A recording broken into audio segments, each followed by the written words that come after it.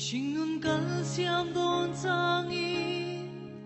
lungreng oi thei nem le sui lung dam ten le ni re ong si lo lung du chen wang a ru mi ngain kan au kal ta te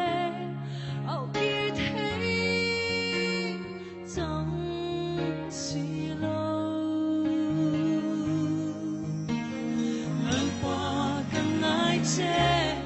Lem tu dang re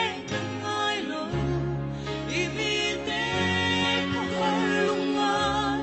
lung tho min lo mai khala lal pa kan ngai che thi wang a lung tu chen so shin mi tuar thiam me mo lal pa kan ngai che